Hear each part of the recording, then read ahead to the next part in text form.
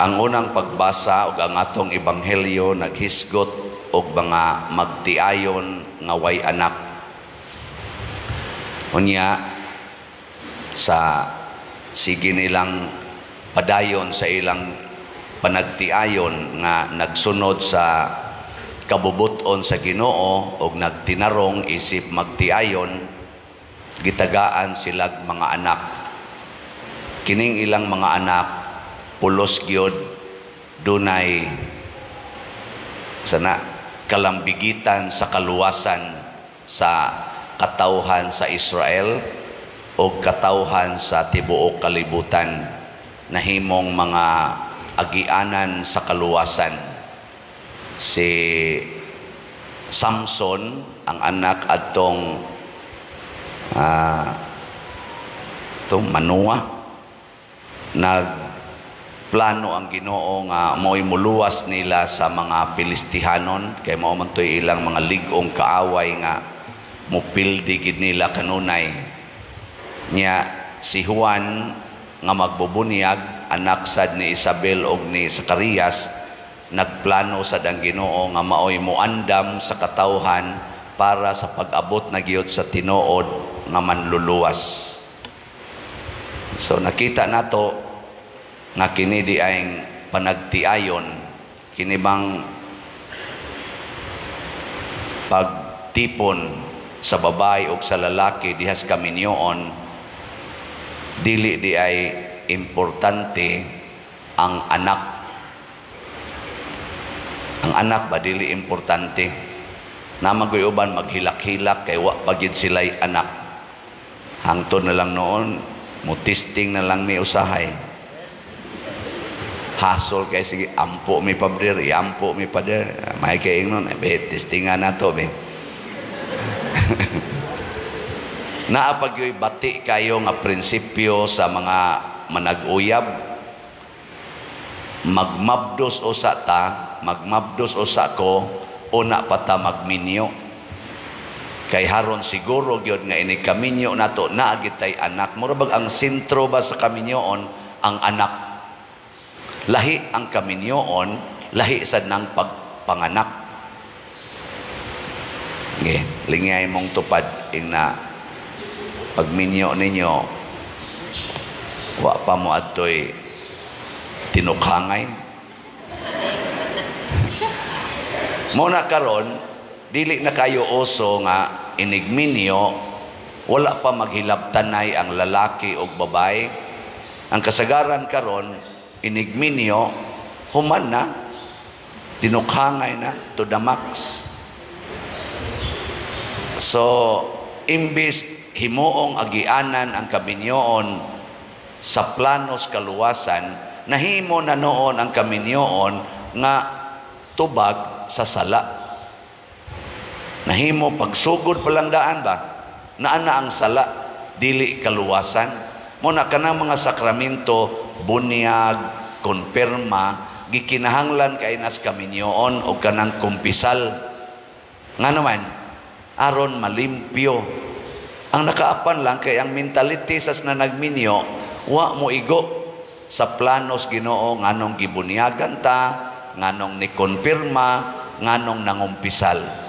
Unsa may tumong aning tulo nga gi-require manis kaminyoon.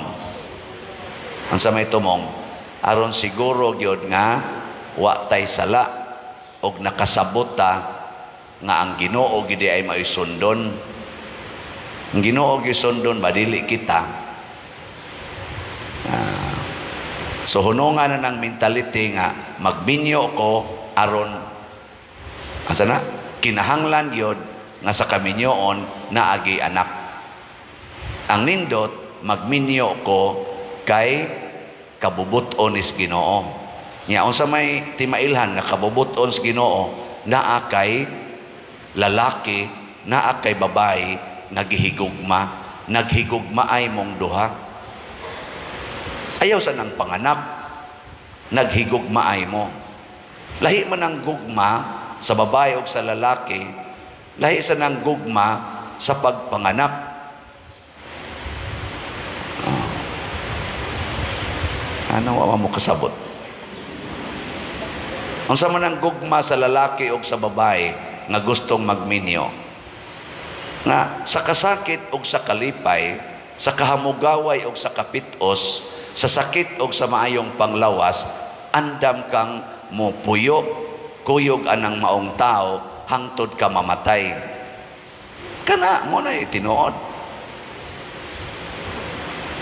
Naiuban karon mo ingon pag yun ang mga ginikanan, sus, og di pa lang tungod sa mga bata gibiyaan ko ng panuwing dako Ana, ipasangil sa mga bata.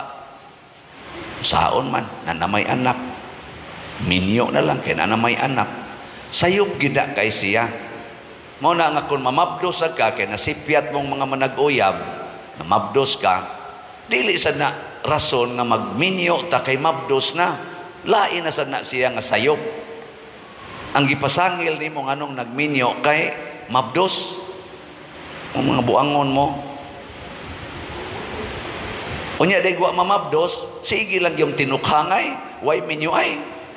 Sige lang yung pakasa, way minyo ay. Namabdos man, ala, minyo ta. Di gyapon, kung ako'y inyong pangutanon na moingon yung ko, pakatawhasan ang bata. Kay murag na pressure mo karon. Niya, ighumag kataos bata. Wa gyapon mo'y hinikapay, wa na mo'y tinukhangay. Pahumna usag mga usa ka tuig gikas pagpanganak sa bata, niya human mamalandong mo kung andam ba gyud mong magminyo sa usag-usa, andam ba mong mag-inunungay hangtod sa kamatayon. Ayaw ipasangil ang bata kay kanang bata mamatay ra man na anytime. Ni human ninyo kasal kay naay bata, ni ang bata ninyo naligsa sa balhabal, magbuwag na sad mo kay wa na may bata. Nga buangon mo. Unya aron pag-ingon sa babae nga namabdos ko, pila ka buwan, 3 ka buwan, minyo dayon mo.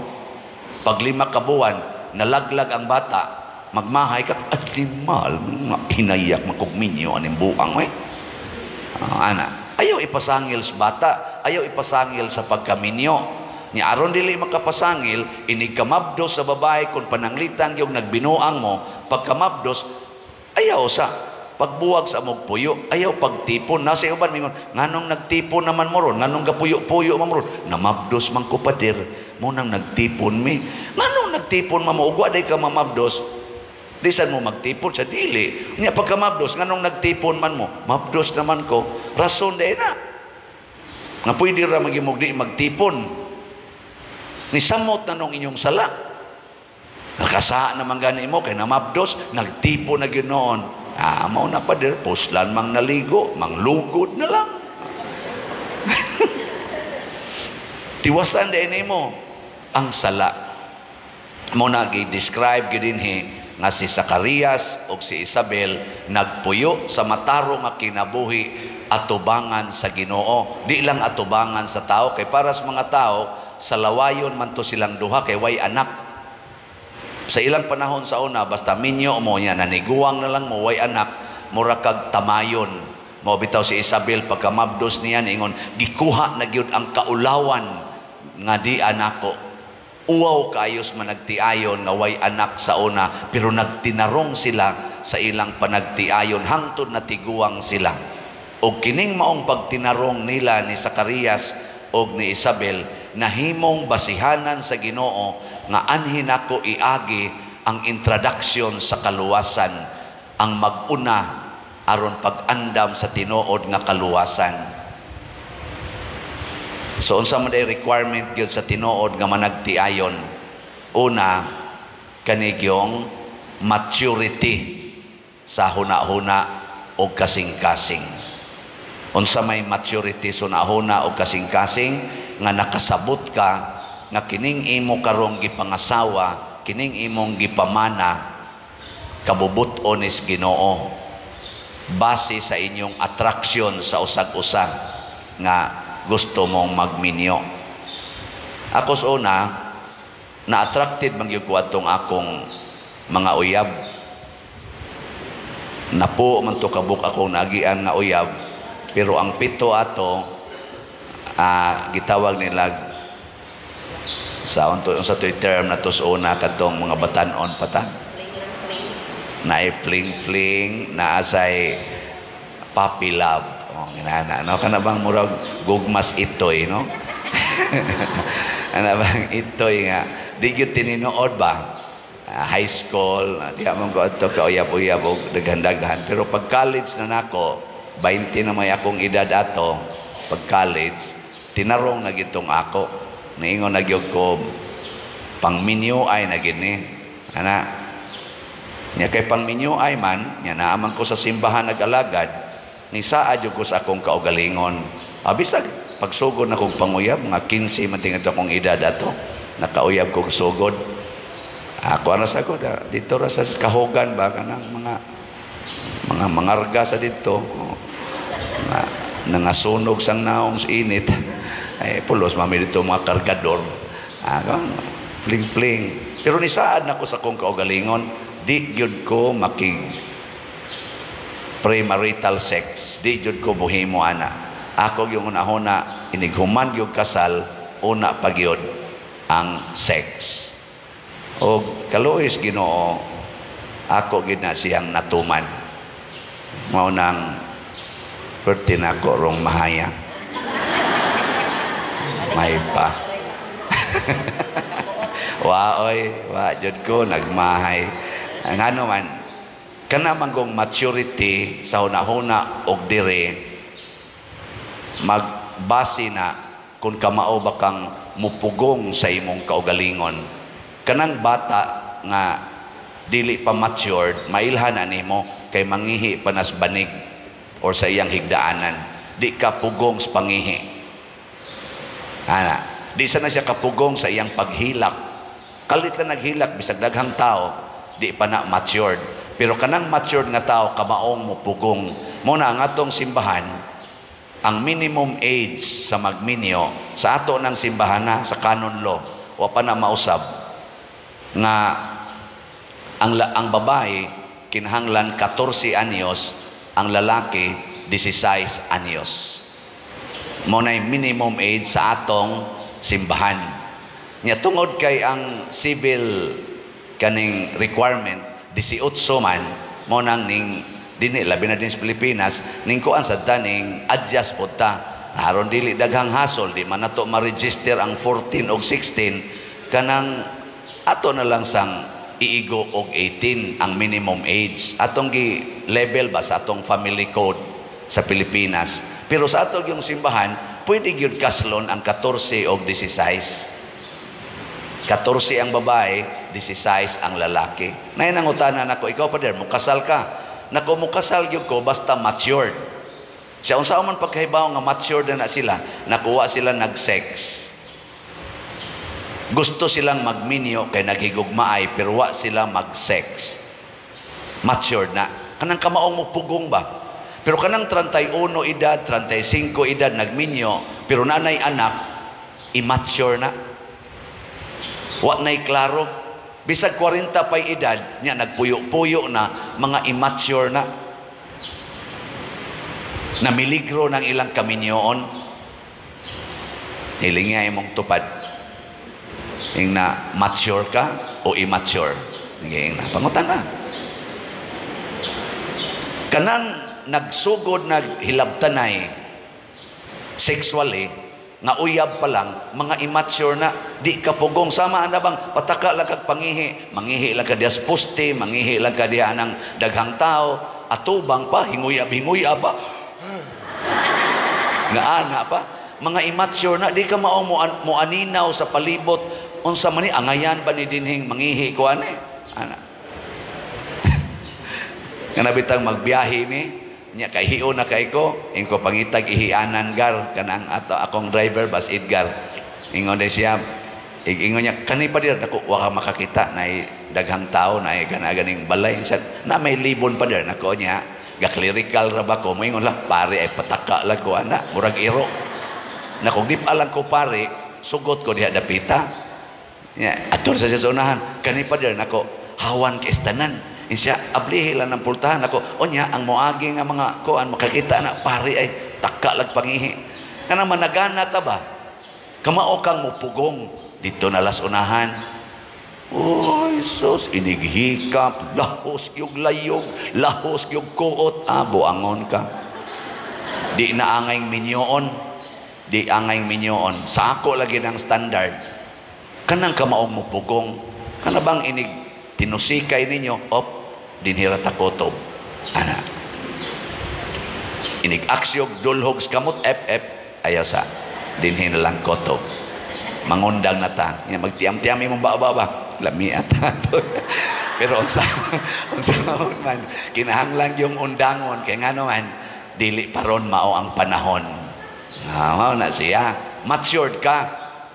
Sama sa nang mukaon ka di ka patuyag kaon hangtod na lang no di nakahapit ka barog.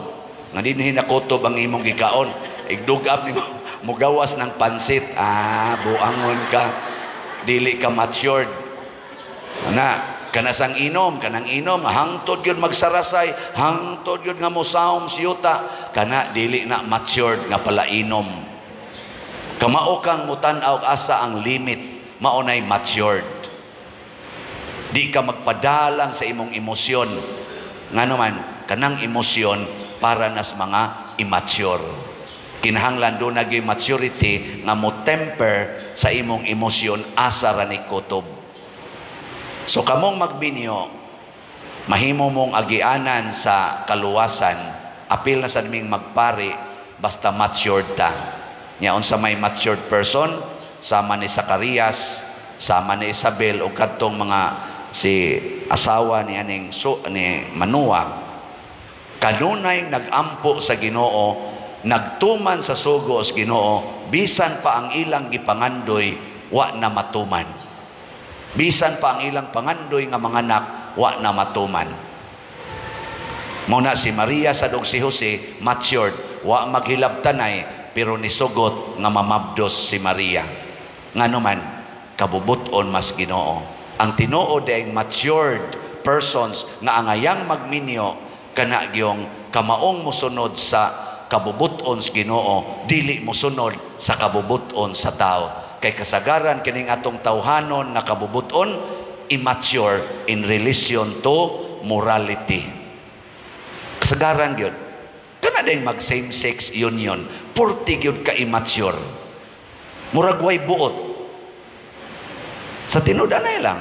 Ngano man, wa ka kahibaw nga ang pagminyo agianan manas kinabuhi, unsaon pag-agis kinabuhi anang inyong gihimo nga pulos man mo laki, pulos man mo babae. Pagkamabaw sa inyong nasabtan, kana ra gyung gitawag og emotional satisfaction. How about the spiritual satisfaction and the social satisfaction? Imagine magminyo ang tanan parihas na babae ug lalaki, mga matay tang tanan kay wa nay mga bata nga manggawas gikan sa taguangkan sa mga babae.